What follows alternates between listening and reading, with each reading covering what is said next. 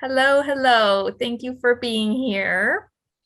I am Shavetta Miller. I have the privilege of being on the executive board for OSLA and as vice president this year. I'm also a former high school English teacher and a TOSA, instructional support TOSA, and instructional coach in literacy, the area of secondary literacy. And this year, I've joined the Educator Advancement Council at the state level to support educators all over Oregon. Today, I want to share with you some exciting strategies that are high leverage, you can implement with low prep as soon as Monday around engaging our students with visual text in a critical and rigorous way. And it was great to just have Amanda talk about her experiences with empowering student voice and honoring student narratives, because that connects really well with high engagement text. We know that our students are overwhelmingly preferring to read visual text, graphic novels, comics, and other kinds as well. And they're flying off the shelves. Librarians across the country confirm that they cannot keep these visual texts on the shelves in their school libraries and community libraries.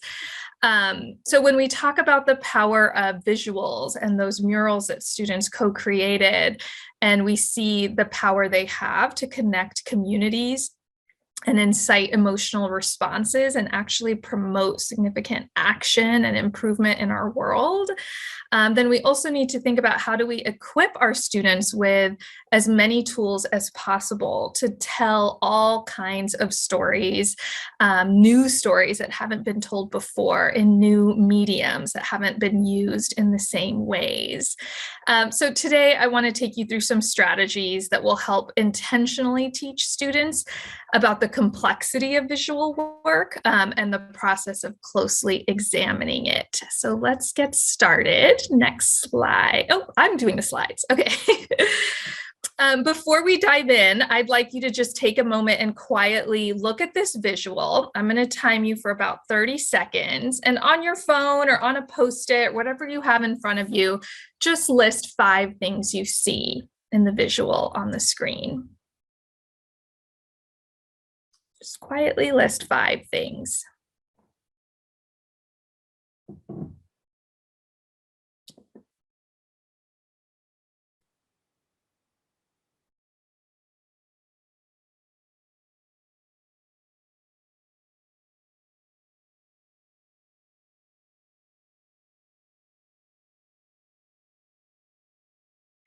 Okay, and stop. And now I'd simply like you to look again and list 5 more things. I'll give you just about the same amount of time. On your phone, on a Post-it, anywhere, a napkin, whatever you have next to you. 5 more things.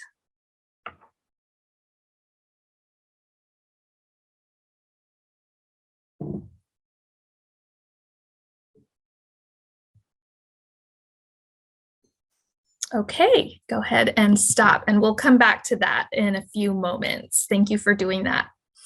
I have a question for you. As literacy teachers or specialists or coaches or people who are interested in literacy education, and as former students yourselves, I want to ask, how do you close read a text? We can do that in a lot of different ways. What are some ways or one way? I welcome you to put something in the chat or come off mute. How do we close read a text with prose, with just text? Anything in the chat? Read with a pen in hand, reread, thank you. Pre-read first.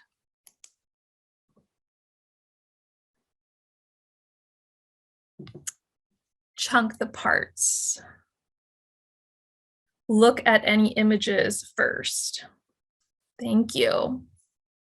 I'm sure we could keep going for an hour or more just answering that one question, but go ahead and answer this next question for me too. Well, how would you close read a visual text then? any strategies in the chat or actions? Are they similar to what you just mentioned? Would they be the same? Is there something in addition? And if you're at a loss to articulate that, that's fine too, but I welcome anything else in the chat or off mute. Similar strategies.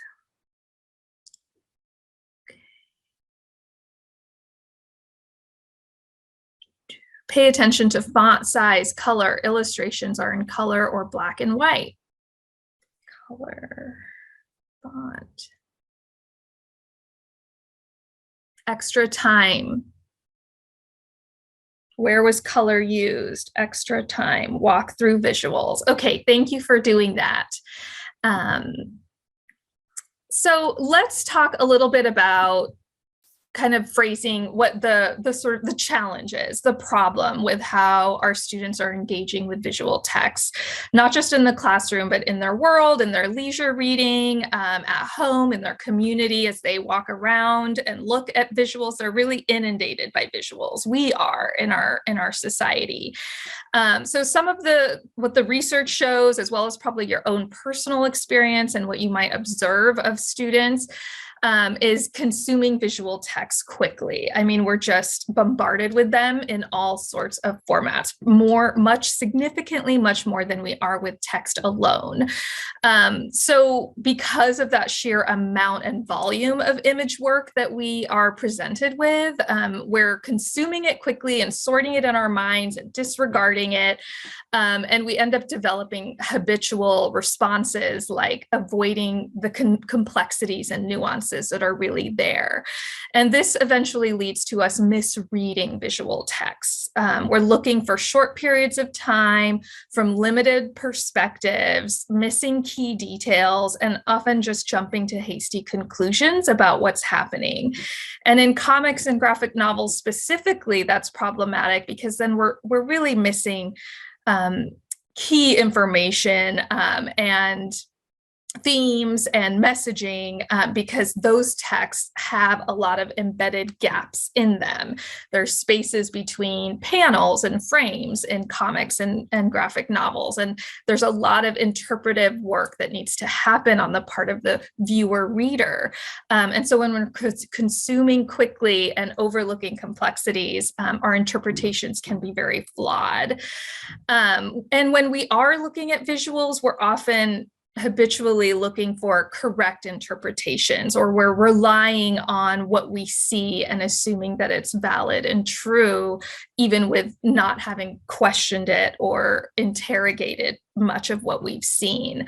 We all sort of have this false sense of confidence in that what we're looking at is what is there to see and appreciate in its entirety. So what this turns into is really a passive consumption of visual media, which leads to weakening critical thinking skills and actually makes us and our students vulnerable to manipulation, especially when we consider how much visual media they're bombarded with. So we might think then that to teach students how to interrogate and read closely a visual text, that we can simply tell them how to do that. We can show them, what is at work in a visual text. What are the tools and devices and strategies that a comics creator or a graphic novel author and illustrator might be using so that they can go and look for those features and pay attention to them and view it more complexly. It is a commonly used approach to tell students how to look at a visual text, to walk them through that, to kind of give them a map of it. Look here how the author is using the sequencing of panels, or look at this choice of color. Naming the devices and techniques that they have in their toolkit so that students can see them. But what I want to ask you to consider is what happens when we do tell our students what to look for in visual texts. You may already be familiar with this very famous experiment by Simons and Chabris from Harvard University. It's called the Invisible Gorilla Experiment. It wasn't originally called that, but they named it that after they were surprised by the outcomes of this experiment.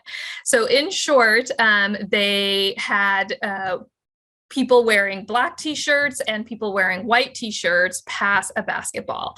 And to the study participants, they had them watch the video and they gave them directions like, count how many times people in the white t-shirts pass the ball. So they have a very technical thing to look for, very specific. And as they were doing that task, a person in a gorilla suit walks by quite funnily and exaggeratedly through the scene. What was surprising to the researchers was that more than half of study participants noticed the gorilla. So, and this has been replicated many times. And what this experiment revealed to them was two things. One, that we're missing a lot of what goes on around us, and that we really have no idea that we are missing so much. Those study participants had no idea a gorilla walked through the scene. They didn't believe the researchers when they said that that happened. And when they got to rewatch the video, they were shocked at how much they had missed. So in a teaching perspective, I believe this also reveals that when we do tell others to focus on specific elements, they miss quite a lot of what else is going on, to the point where they essentially miss everything. So how can we equip our students with the tools to really look for themselves, to question what they see, to look again with criticality, to learn from what others are seeing, and to embrace the complexity of what's there and resist easy answers and takeaways? So that takes us to a strategy I like to call slow looking, and I like to equate that with close reading. Slow looking is actually a well-researched, popular way of engaging in actual visual art. So art teachers use these methods. And what I want to show you today is how they can be really helpful in a literacy classroom when students are engaging with visual text. So a key difference with reading text only media versus text and pictures combined, or just visual text, is that students have the impulse to really look and understand more than they have the readiness to read and understand. And that's really just embedded in our brains. Like, we have this compulsion to want to see for ourselves and look and really not just be told what to see or have it described to you, but like, you want to see it yourself. It's a compulsion. So we have, because of that, we have this false sense of confidence in our looking skills. Unlike reading, it's not something that the brain has to actually learn to decode. So we take for granted that we can all look, and we can look accurately, and we can look confidently and know what is there, that we can take in the essential parts, and that our perceptions are trustworthy and consistent and reliable. So what this quote from Sherry Tishman, who's the author and researcher around slow looking, kind of reminds us is, when people do take the time to look slowly and closely at things, they come to discern multiple ways that things are complex. So one of you mentioned in the chat the idea of looking slowly and walking through visuals page by page. So that connects really well to this. And we're going to talk about more specific strategies of what does that look like to actually give students the time and the tools to really look for themselves, not to hunt and find devices that an expert is telling them are there, but to actually uncover those and discover them themselves, so they can actually see way more than what we told them was there. They can actually start to see the gorilla. So these slow looking strategies are going to help us in a variety of ways. Students will learn to uncover the intricacies of objects, systems, and relationships. So not just in graphic novels and comics, but in any of the visuals they engage with. They'll be able to explore diverse perspectives because slow looking is essentially collaborative. They're going to be doing it with their peers. They're going to be able to see things that they could not have seen on their own. And that in turn will cause them to probe their own subjectivity. Why did I miss that? Why did he see that, but I didn't? What are the patterns in what I notice when I look at things quickly? What do I end up realizing when I take more time? And it really will allow them to participate in the visual text the way that they demand. I want to take a moment and read this quote from Art Spiegelman, the author of the award-winning graphic novel Maus.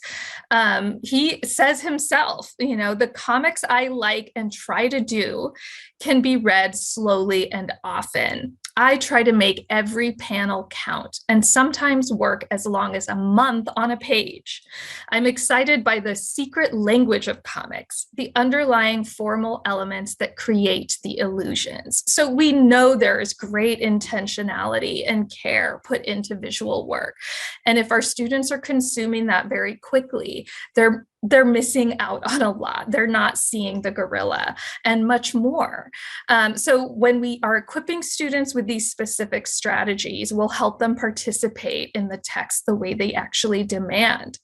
And we're giving our students that agency and power in their own experience of visuals, looking for themselves. What does it actually mean? How do you actually do that? So the strategies I'm going to share today meet all of these criteria on the screen. They can actually be applied K-12 in higher ed and to your own lives as you go around your communities and engage with visuals yourself. They are more than just for the literacy classroom. I won't go into the examples of how to use them in social studies and science today, but they can be for sure. Little planning is required. I hope you'll see that. They're all inquiry-based and student-centered. There's a high ceiling and a low floor, so anyone can access these tasks. And the cognitive demand there's really no limit to it because it's so open-ended and rich in terms of what is possible for them to pull out. It's collaborative and depends on diverse perspectives because they're going to look and look again, and they're going to see what others see and consider that when they evaluate what they themselves saw. And it will address the needs of our neurodiverse students. So as I share them, I'm going to go through quite a few of them, and I may end up having to pick up the pace as just so that you have access to all of them. And just as a recommended attentive listening task for yourself as you see these strategies on a scratch piece of paper, feel free to note a plus if there's a strategy you see that you're like, I don't know, I need to learn more about that before I try to use it. A star if you're just super excited about it, I want to try that. An X, that's not realistic for me. Or maybe you put a check mark if hey, that's something I already do that connects with my practice right now. So whatever annotations you want to do, I just wanted to give you something to help orient yourself as I go through these strategies. So I'll remind you at the top of our session, you looked at this same panel. I gave you 30 seconds to look and list 5 things. And then I gave you another 30 seconds to look and list 5 more things. So I want you to go ahead and look back at your list wherever you jotted those things and think about what happened when you were prompted to look for a second time. And as you think about that, I'll go ahead and show a real list that I gathered from a group of 2nd and 3rd graders who were given the same exact panel you were and the same exact period of time. As you're looking at their list, think about what did they notice that maybe you didn't get to notice? What else is there that you didn't think to name necessarily? Or what connects with what you noticed? And I want to ask you, what do you think happened to students' observations when they looked a second time?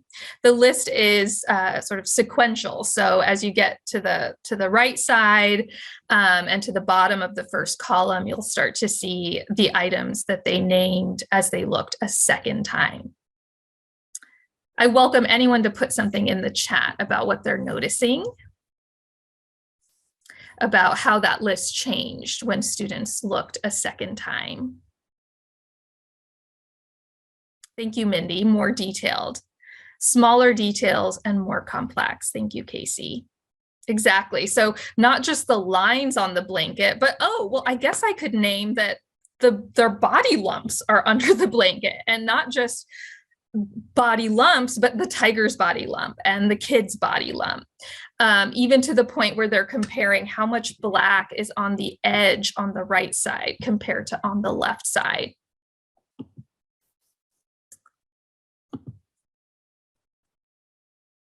So when this is actually done collaboratively with students, with the teacher recording what each student is noticing so that it's visible, what we're creating a collective vision and an urge for students to then look more closely, and an appreciation of all that's actually there. So that strategy can also be expanded to do, say, name 10 things and do that 2 times. So a 10 by 2, or name 5 things, do that again, and then do that again. I mean, it can look in any configuration that's appropriate. So next, you might recognize the See, Think, Wonder strategy. It's a common one in visual learning, but with comics specifically, I don't see it as often as something that's structured in the classroom to engage with a specific panel, just one or even a page. So asking students simply, well, what do you see? So what we just did using a 5 by 2 strategy, but then prompting them to actually think about that and record some wonderings. So if you look in the table on the screen, this is again from that 2nd and 3rd grade class, a tiger awake in the bed is what they named. What they thought was, well, that's weird. Why would he be in a bed with a boy? Why is he awake and the other is sleeping? This is just weird. Before actually diving into the weirdness, that's what I think.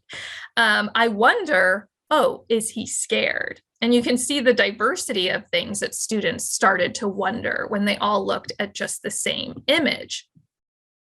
And so as students name what they see and wonder about it, they're beginning to associate design elements with their actual effects.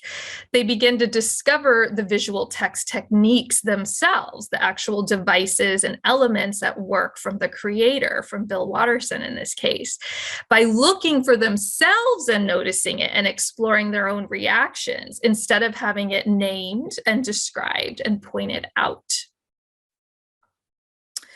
So continuing along that thread, we can ask more questions than what do you see, what do you think, and what do you wonder? We can ask, well, what's actually happening? How do you know? How are characters feeling? And how do you know? And what do you see that makes you say that? So these questions prompt students to make meaning now from the details that they're describing in more and more subtle ways. By explaining how they know what is happening or how a character is feeling, they'll start to casually point out those intentional features that some of you listed in the chat: positioning, shading, choice of color, facial expressions, gestures, clothing, size, and they're considering and naming the effects. And because they're doing it collaboratively, they're resisting that easy interpretation. Oh yeah, he's definitely scared. Well, wait, he pointed out this part. So that contradicts my impression that he's actually afraid. Or, oh, I didn't see that detail in the blanket. I wonder what that could complicate about my initial assumption. And then when we ask, why do you see that? A simple question, but very powerful. We're considering why we are seeing the details that we see. We're beginning to appreciate the intentional choices that Art Spiegelman spoke to, where he spends a month just on one page of a graphic novel. We're starting to appreciate those choices and that complexity, that they were intentional to communicate specific events and feelings. So here what happens with the Calvin Hobbes image is I had students wondering, well, why do we see Hobbes's paws clutching the blanket? Watterson could have easily have drawn that with the paws under the blanket. And what would be the differences in that effect? And we had students exploring ideas around the concept of Hobbes being a stuffed animal and how Calvin actually sees him as living. And so if those paws are actually clutching that blanket, that helps him look more childlike and thus more afraid, and associates him more with the child audience or with Calvin himself. So deep discoveries that are made simply when students are collaboratively looking and looking again and describing and wondering and drawing conclusions about why do we see that? And then what more can we find? So let's go back again and look more carefully. And as students are making these discoveries, they are compelled to do that deeper visual work. So you might wonder, hey, that was a really simple visual, like really we could do all of that with just that one panel in a 4-strip. I'm not even showing you all 4 panels that created that comic strip. So just with something that looks deceptively simple, I really like to always do that with students first so that they can see, wow, there's that much complexity going on just in something so minimally drawn, then what is involved in something that is even more detailed or complex visually. And you can tell I took the text out of the speech bubbles. One of you commented on, maybe looking, what might we do first? Look at visuals first or text first. And in some cases, I might just give them the text only and have them closely look at all of what's even there in the visual representation of the text. So if we are talking about prompting students to look and look longer and look again, even at very deceptively simple images, we might wonder, what if they stop naming things? Like, what if my group of students can't come up with stuff? Or what if I give them a 10x3 and then that third time they don't come up with anything? Well, now I want to walk you through a couple close looking, slow looking strategies that can help students prolong their looking and discover more complexity in any visual text. So one way is simply by zooming in and showing a little at a time. So here you can see I might just show the bottom left corner of one of the panels of a strip and ask students to start making predictions. Who is that? Where could they be? What's the bigger context? What are we even looking at? Not all students would think that these are feet with shoes. And then show a little bit more and prompt students as they see more to start adjusting their predictions and questioning them and making more meaning, and really develop more of a comfort level with uncertainty and an openness to question and interrogate what they are seeing. Additionally, we can have students shift the perspective. So hold the visual far away, make it small, and then quickly bring it way up close. We can turn it upside down. We can turn it on its side. We can blur it. And you'll see that students start to uncover different elements that they wouldn't have been able to notice before. And that's intentional in the design. Our comics creators and visual artists are definitely using compositional relationships so that it creates a very intentional response in viewers. So blurring something and seeing, well, what stands out when everything else is blurred, that's important to know. There's intention there and an effect to consider. Another strategy is to isolate each element. So here what you see on the right is that I gave students, this is Ernie Bushmiller's, one of his comic strips, Nancy. So we have the two characters, Nancy and Sluggo, there in the strip. What I might do is just give students the frames. So I'm not even having them look at the entire strip, but just the frames, and have them consider, what do I see when I just look at those? You might be surprised all of what students can uncover when they see that. They notice things like, well, the third panel, if you actually measure it with your finger or your fingernail, is the exact same size as the first two combined. Like that wasn't an accident. What's the intention there?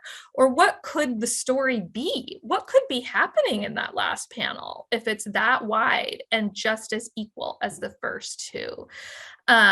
So that's just one example of observations they might come up with. Then I might give them just the speech bubbles. And if you look closely, you might see that the actual text is the same in every speech bubble. But when students are prompted to only look at this and to look again and to do this collaboratively, they start noticing quite a lot of differences and considering the impact of them. And then I may even just show facial expressions. Now, this prompts even a group of students as young as second grade to consider, why does Nancy have no facial expressions? But yet we get closer and closer to Sluggos.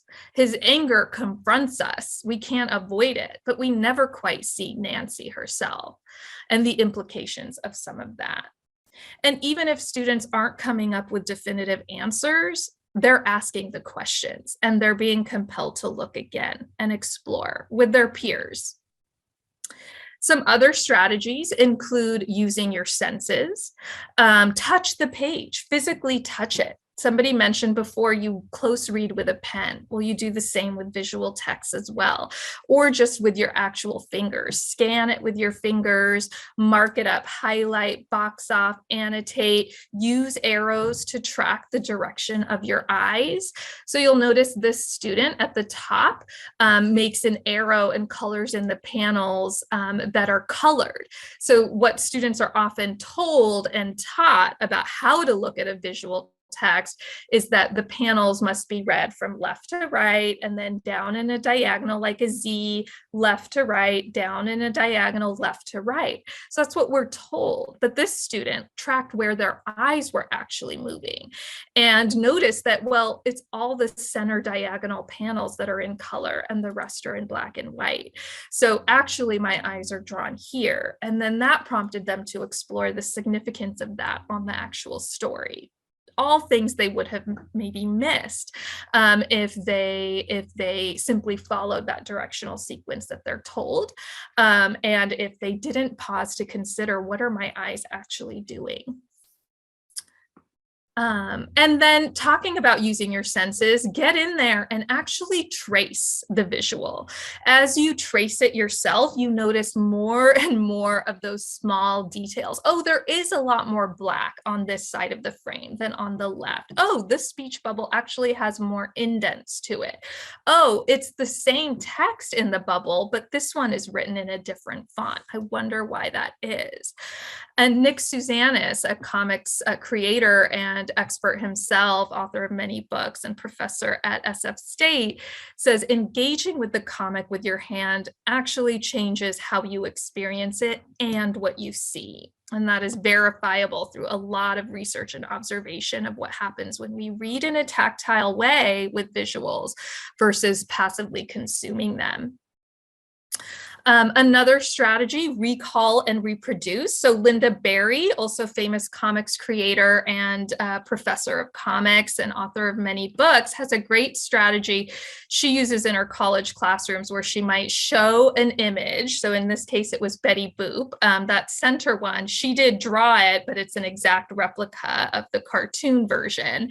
And she only lets students see it for 30 seconds and then has them crudely sketch it themselves based only on memory. And then when they all see collectively their work, they immediately are comparing with others and reflecting on a really important question: why did I recall certain details and forget others?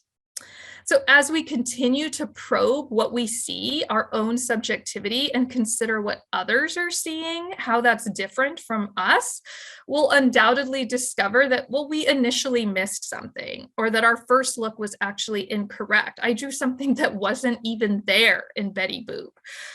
Why did I do that?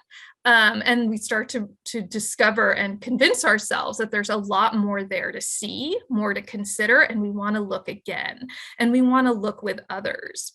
We begin to look with more care and intention. What did we miss? What more is here? Who we are, we're starting to learn, really determines what it is that we see.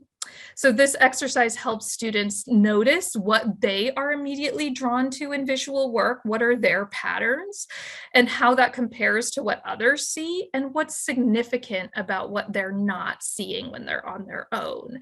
And what's problematic about that when we consider that we're often looking at images alone and not taking the time to look again or to look with others. Another exciting strategy is describing and creating. So one teacher I interviewed in my book, Eric Kallenborn, uses this strategy. He'll take a panel or a page of a comic or graphic novel, and he won't show it to students, but he'll just describe it. He'll basically give sort of the script of it to them, so that with the goal of them being able to recreate it themselves exactly how the original looked. So this is a challenge for him to look closely and slowly and notice everything that's there.